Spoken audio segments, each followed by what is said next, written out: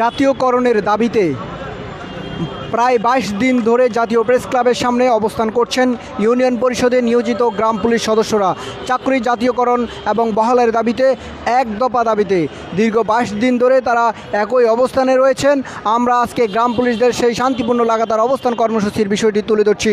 আপনারা জানেন যে প্রায় মুঘল সম্রাট আমল থেকে শুরু হয়ে বর্তমান পর্যন্ত প্রায় 7 থেকে 800 বছর আগের এই পেশা এক এক সময় এক এক নাম ধারণ করেছে। কখনো ছিল নিগাবন, কখনো পাশবন, আবার কখনো প্রহরী, অষ্টপ্রহরী থেকে শুরু করে আজকের স্বাধীনতার পর গ্রাম পুলিশ পদমর্যাদা পেয়ে গ্রাম পুলিশরা ইউনিয়ন পর্যায়ে মানুষের নিরাপত্তা নিয়ে কাজ করেছে। আজ তাদের জীবনের নিরাপত্তা নিয়ে শঙ্কিত। যেই সামান্য বেতন পায় সেই বেতন দিয়ে নুন আনতে পান্তা পুরায়। ইউনিয়ন পরিষদে কাজ করে এই গ্রাম পুলিশরা দিনের পর দিন তারা মানবেতর জীবনযাপন করছে। তাদের মানবেতর জীবনযাপনের চিত্র তুলে ধরতে এসবিএন ডিজিটাল থেকে আমি গাজী মহিনুদ্দিন। আপনারা দেখতে পাচ্ছেন এই মুহূর্তে ইউনিয়ন পরিষদে নিয়োজিত গ্রাম পুলিশ সদস্যরা চাকুরি জাতীয়করণের দাবিতে এবং তাদের এই জাতীয়করণ বহালের দাবিতে এক দফা দাবিতে তারা শান্তিপূর্ণ লাগাতার অবস্থান কর্মসূচিতে তারা অংশগ্রহণ করেছে। এই মুহূর্তে আপনারা দেখতে পাচ্ছেন সেই গ্রাম পুলিশরা যারা তাদের নিরলস পরিশ্রম করেও তাদের কাঙ্ক্ষিত দাবি আদায় হচ্ছে না বলে তারা আমাদেরকে জানিয়েছেন। আমরা কথা বলবো সেই গ্রাম পুলিশদের যাদের জীবনের যেই দুঃখ দুর্দশার মধ্যে তারা এখনও কিভাবে টিকে আছে। প্রায় 1983 সাল থেকে 1983 সাল থেকে এই গ্রাম পুলিশরা জাতীয়করণের দাবিতে তারা আন্দোলন করছে। শেয়ার করবেন, বিভিন্ন গ্রুপে শেয়ার করবেন, বিভিন্ন গ্রুপে শেয়ার করবেন, গ্রুপে শেয়ার করবেন। আপনারা দেখতে পাচ্ছেন এই মুহূর্তে যেই গ্রাম পুলিশরা এখানে আন্দোলন করছে তারা বলেছেন যে তাদের বিভিন্ন সময় আশ্বাস দেওয়া হয়েছিল তাদের জাতীয়করণ নিয়ে। এখন পর্যন্ত সেই জাতীয়করণ তারা এখনও সেই বহাল হয়নি, তবে তারা বিভিন্ন আইনি প্রক্রিয়ায়ও এগিয়েছে। সব মিলিয়ে এই গ্রাম পুলিশদের নিয়ে বিভিন্ন সময় জাতীয় সংসদে ও বিভিন্ন সাংসদ কিন্তু কথা বলেছেন। আজও পর্যন্ত তাদের সেই দাবিটি এখনও পর্যন্ত কেউ তুলেনি, এখনও পর্যন্ত সেটি বল হয়নি বলে তারা আমাদেরকে জানিয়েছে। তবে আমরা এই মুহূর্তে তাদের কাছে জানবো আসলে তারা কি জন্য এত 22 দিন ধরে এখানে অবস্থান করছেন। আমরা কথা বলবো এখানে সোহাগ নামের, আমরা কথা বলবো এখানে সুমন নামের এক গ্রাম পুলিশ রয়েছেন, তার কাছ থেকে জানবো আপনাদের এই আন্দোলন কতদিন ধরে চলবে। ধন্যবাদ। আপনারা জানেন আমরা আজকে 22তম দিন এখানে অবস্থান করতেছি। আর কতদিন এভাবে অবস্থান করতে হবে এর কোনো নির্ধারিত কোনো টাইম নেই, কারণ যতক্ষণ পর্যন্ত মাননীয় প্রধানমন্ত্রী আমাদেরকে জাতীয়করণ না করবে ততক্ষণ পর্যন্ত আমরা এখান থেকে কেউ এক ইঞ্চি কোনো জায়গায় যাব না। আমরা এখানে অবস্থান করব যতদিন পর্যন্ত প্রধানমন্ত্রী আমাদেরকে জাতীয়করণ না দিবে। আপনারা জানেন আমরা বাংলাদেশ 47,000 গ্রাম পুলিশ, আমরা অনেক দুঃখ কষ্টে আছি। 6,500 টাকা বেতন পাই, এ দিয়ে আমাদের সংসার চলে না। 6,500 টাকা বেতন তাও আমরা নিয়মিত পাই না। আজকে মাসের 20 তারিখ, এখন পর্যন্ত কারো বেতন ঢুকে নাই, এখন পর্যন্ত আমরা বেতন পাই নাই। তাহলে আমরা এই 6,500 টাকা বেতন দিয়ে আমরা কিভাবে চলবো, আমরা কি খাবো? এই বর্তমান বাজারের যেই দাম, 1 কেজি চাল কিনতে গেলে লাগে 50 টাকা। আমরা 1 কেজি চাল কিনলে লবণ কিনতে পারি না, তরকারি কিনতে পারি না, বাপ মার ওষুধ কিনতে পারি না, বাপ মা অসুস্থ থাকলে চিকিৎসা করাতে পারি না। আমরা একটা ফ্যামিলিতে 6 জন লোক আছি। এই 6 জন লোক মাসে 6,500 টাকা বেতন দিয়ে 6 জন মানুষ কিভাবে চলে? আপনারা এই যে অল্প বেতন দিয়ে আসলে আপনাদের এই যে সংসারটা কিভাবে চলে সেই বিষয়টা একটু আমরা জানতে চাই। আমাদের সংসারটা আসলে চলে খুব কষ্টের পরে, অনেক কষ্টের পরে সংসার চলে।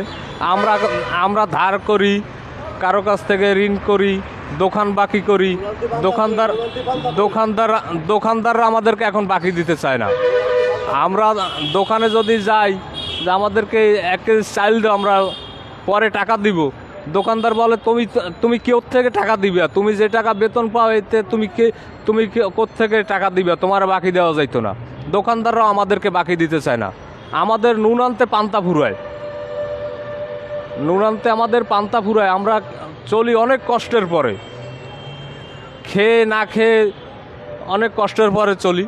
আপনারা জানেন যে আমরা বাংলাদেশ গ্রাম পুলিশ বাহিনী, আমরা পরিষদে 24 ঘন্টা আমাদের ডিউটি আছে। আমাদের এলাকায় 24 ঘন্টা ডিউটি আছে। পুলিশের সাথে যাইতে হয়, ইউনিয়ন পরিষদের চেয়ারম্যানের কথা শুনতে হয়, সচিবের কথা শুনতে হয়, তারপরে আপনার ইউনো স্যারের কথা শুনতে হয়। আমাদের বিভিন্ন দপ্তরের কাজগুলো আমরা করে থাকি। তা আমরা এত কাজ করার পরেও আমরা আমাদের ন্যায্য পাওনাটা আমরা পাই না। তাই মাননীয় প্রধানমন্ত্রীর কাছে অনুরোধ করব, আমাদের যেন অতি তাড়াতাড়ি যেন আমাদের জাতীয়করণটা করে দেয়। যদি আমাদের জাতীয়করণটা যদি করে দেয়, তাহলে আমরা দুমুঠো ডাল ভাত খেয়ে বাঁচতে পারবো। ধন্যবাদ। দর্শক, আপনারা শুনতে পেয়েছেন এই মুহূর্তে যে একজন গ্রাম পুলিশ সদস্য বলেছেন যে তারা আসলে কিভাবে চলেন, তাদের জীবনযাত্রা কিভাবে চলে, সেই বিষয়গুলো আসলে তারা জানার চেষ্টা করেছেন এবং তাদের কাছ থেকে আমরা শোনার চেষ্টা করেছি। এই মুহূর্তে আমরা কথা বলবো শ্যামল নামের আরেক গ্রাম পুলিশ সদস্যের সাথে। তাদের জীবন, এই যে আপনারা জীবন যুদ্ধ করছেন, আসলে আপনার কোথায় গিয়ে দাঁড়াবে আপনাদের এই জীবনচিত্র? আসলে আমাদের জীবন চিত্র নিয়ে কথা বলতে গেলে আমাদের দুঃখ কষ্টের শেষ নেই। কারণ আমরা এই যে অল্প বেতন পাচ্ছি, এটা আপনাকে জানানো হয়েছে। এই বেতন দিয়ে আমাদের সংসার তো দূরের কথা, নুন আনতে পান্তা ফোরায়। আমাদের এই পরিবার নিয়ে, ফ্যামিলি নিয়ে, আমাদের বাচ্চা কাচ্চা সন্তানাদি নিয়ে চলতে খুব কষ্ট হয়। এই অল্প টাকার বেতন দিয়ে আমরা চাল ডাল, তারপরে সংসারের ঔষধ খরচ কেমনে আমরা জোগাড় করব। তাছাড়া আমাদের সব সময় 24 ঘন্টায় আমাদের ডিউটি করতে হয়, ইউনিয়ন পরিষদে যেতে হয় প্রতিদিন। তারপরে আমাদের উপজেলায় হাজিরা খাতা দিতে, হাজিরা খাতায় সই করতে হয়, থানাতে হাজিরা দিতে হয়, এবং বিজিডি, বিজিএফ, জন্ম নিবন্ধন, তারপরে মৃত্যু সনদ, এগুলি আমাদের সংগ্রহ করে দিতে হয়। আমাদের সব গ্রাম্য সালিশ এবং এই থানা পুলিশকে সহযোগিতা করতে হয়, আসামি ধরতে হয়। আমাদের কোনো বিশ্রাম নেই, সবসময় আমাদের ডিউটি করতে হয়। তাই এই শান্তিপূর্ণ লাগাতার কর্মসূচি আমরা যতদিন পর্যন্ত আমাদের দাবি আদায় না হচ্ছে, ততদিন পর্যন্ত আমরা বাড়ি ফিরব না। আমরা এখানে আমাদের জীবন ত্যাগ করব, তারপরে আমরা বাড়ি ফিরে যাব না। আমাদের এই দুঃখ, আমরা এখানে আমাদের প্রাণ ত্যাগ করব। আমরা মাননীয় প্রধানমন্ত্রীর সাক্ষাৎ চাই, আমরা আমাদের জাতীয়করণ চাই। আমাদের এই জাতীয়করণের দাবি নিয়ে আমরা এই 47,000 গ্রাম পুলিশের পক্ষ থেকে এখানে আমরা লাগাতার শান্তিপূর্ণ কর্মসূচিতে বসেছি। আমরা এখানে বসার পরে আমাদের গ্রাম পুলিশরা এখানে খেতে পারছে না, এখানে কোনো ব্যবস্থাই নেই, না খেয়ে দেয়ে অনেক কষ্টে এই কর্মসূচি চালিয়ে যাচ্ছে। আমাদের এই কর্মসূচিতে অনেকেই আমাদের খাওয়ার জন্য টাকা দিচ্ছে, বিভিন্নভাবে আমাদের কষ্ট করে এখানে দিন অতিবাহিত করতে হচ্ছে। আজকে আমাদের 22তম কর্মসূচি দিবসে আমরা অনেক কষ্টে এখানে অবস্থান করছি। আমরা আমাদের এই দুঃখকে আর আমরা বললে শেষ করতে পারবো না। এখানে আমার কথা শেষ করছি। আমরা কথা বলেছি আসলে তারা তাদের যেই জীবনের চিত্র তারা বলেছেন যে ইউনিয়ন পরিষদ পর্যায়ে তারা যেই কাজ করছেন, সেই কাজ করতে গিয়ে নানান বাধার সম্মুখীন হচ্ছেন। তারা অনেক প্রতিকূল পরিবেশের মধ্যে তাদের জীবন চলতে হয়। চাকরির শেষ জীবনে এসে কিন্তু তারা অনেকটা দুঃখ দুর্দশার মধ্যে তাদের জীবন পার করতে হয়। সেই মিলিয়ে কিন্তু আসলে এই গ্রাম পুলিশরা যে আন্দোলন করছে, যে আন্দোলন করতে গিয়ে তারা আসলে তাদের ন্যায্য দাবি তুলে ধরছেন বলে তারা বলছেন। যে সামান্য বেতন তাদেরকে দেওয়া হয়, সেই বেতনটিও তারা ঠিকমতো পাচ্ছেন না বলে তারা এই বিষয়টি বলার চেষ্টা চেষ্টা করেছেন, আমরা তাদের সাথে কথা বলেছি এবং তারা বারবার এই বিষয়গুলো তুলে ধরেছেন। আমরা চাই এই আজকে আসলে আমরা আরও জানবো আসলে তারা কীভাবে তাদের এই জীবন যুদ্ধ করেন, সেই যুদ্ধটা আমরা তাদের কাছ থেকে আবারও জানার চেষ্টা করব। এখানে আর্শের আমরা কথা বলবো, একজন বয়স্ক গ্রাম পুলিশ সদস্য রয়েছেন, আমরা তার কাছে জানবো। আপনারা এই পরিবার পরিজন নিয়ে কীভাবে চলছেন? আমরা পরিবার পরিজন নিয়ে আসলেই সংসার চালাতে পারি না। 6,500 টাকা বেতন পাই, এই দিয়ে আমরা কিছুতেই চলতে পারি না। আমাদের রাত দিন 24 ঘন্টায় ডিউটি থেকে আমরা কোনো কাজ করতে পারি না, কোনো সময় দিতে পারি না। রাত দিন 24 ঘন্টায় থানা হাজিরা, এই থানা ডিউটি, দারোগা খাটায়, ওসি স্যার খাটায়, আবার টিওনো স্যার ফোন দেয়, জন্ম মৃত্যু, এই বাল্যবিবাহ, এই বিভিন্নতায় আমরা আমাদের করতে হয়। গ্রামের সালিশ পর্যন্ত আমাদের ডেকে দিতে হয়, অথচ আমরা কোনো ন্যায্য মানে সমস্ত কিছুই আমাদের করতে হয়, কিন্তু আমরা অন্য কোনো কাজকাম আর সংসারে কোনো কাজকাম করতে পারি না। এই 6,500 টাকা দিয়ে আমাদের মোটামুটি হলেও এক সপ্তাহ মোটামুটি চলে, আর বাদ বাকি এই 20 দিন, সর্বোচ্চ 10 দিন চলে, আর 20 দিন আমাদের আওলাদ বাওলাদ করে চলতে হয়। কেউ আওলাদ দিতে চায় না, আবার কেউ বাকি দিতে চায় না। বাকি আমরা 3 মাস পর 3 মাস 4 মাস 6 মাস পর বেতন পাই, তো এই বাকি আলারা বাকি দিতে দেয় না, যেহেতু সময় মতো টাকা দিতে পারি না। এর কারণেই আমরা খুব অসহায়। আমাদের প্রধানমন্ত্রী, সে মানবতার মা, তার কাছে আমাদের একটাই আকুল আবেদন যে আমাদের জাতীয়করণ করে দিলেই আমরা বাড়ি ফিরে যাব, নইলে আর আমরা বাড়ি ফিরে যাব না। এখানেই আমরা প্রেস ক্লাবের সামনেই আমরা জীবন দরকার হলে চলে যাবে, তাও আমরা বাড়ি ফিরে যাব না, এই বলেই আমি শেষ করছি। গ্রাম পুলিশরা বলেছেন তারা তাদের দাবি আদায় না হওয়া পর্যন্ত তারা এখানেই থাকবেন, এবং সেই দাবি আদায় হওয়া পর্যন্ত কিন্তু আজকে তারা এখানেই তারা অবস্থান করবেন। আমরা কথা বলবো এখানে কৃষ্ণ নামের এক গ্রাম পুলিশ সদস্যের কাছে, জানবো আসলে এই যে আপনারা আন্দোলন করছেন, কত বছর ধরে আপনাদের এই আন্দোলন চলছে এবং কেন বাস্তবায়ন হচ্ছে না? আসলে আমাদের যে এটা আন্দোলন তো না, আমরা তো আন্দোলন করতে পারি না, কারণ আমরা তো সরকারি কর্মচারী। এটা তো আন্দোলন না, আমাদের ন্যায্য যে দাবিটা আছে, যে আমাদের অধিকারটা বলতে গেলে চলে, আমরা আমাদের অধিকার চাইতেছি মাননীয় প্রধানমন্ত্রীর কাছে। হ্যাঁ জি, আমরা তো না আন্দোলন না, আমরা সরকারি কর্মচারী। আমরা যদি আন্দোলন করিয়ে দিলে 47,000 গ্রাম পুলিশ যদি এই জায়গাটার মধ্যে দাঁড়ায়, তাহলে কি টাকা আটবে? টাকা কিন্তু আটবে না। তাহলে আন্দোলন বললে এটা ঠিক না। আমরা এই জায়গায় শান্তিপূর্ণ লাগাতার অবস্থান কর্মসূচি পালন করে যাব। যতদিন পর্যন্ত আমাদের দাবি না মানবে, ততদিন পর্যন্ত দিন কঠিন থেকে কঠিনতম হবে। আজকে হয়তো 50 জন, কালকে হবে 100 জন, এরপর হবে 500 জন, এরপর হবে 1000, দিন তো বাড়বেই। কারণ বর্তমানে আমরা কিন্তু সকলেই জানি যে প্রত্যেকটা উপজেলায় বর্তমানে উপজেলা নির্বাচন চলতেছে। এক ধাপ গেছে, দ্বিতীয় ধাপ আসতেছে, তৃতীয় ধাপের নির্বাচনের পরে মনে করেন গ্রাম পুলিশ কিন্তু এই জায়গায় আসবে না। আর বিশেষভাবে আমি যে কথাটি বলতেছি, আমরা যে এই 250 বছর আগের এই বাহিনী, গ্রাম পুলিশ বাহিনী 250 বছর ধরে কিন্তু আমরা অবহেলিত এই বাংলাদেশে।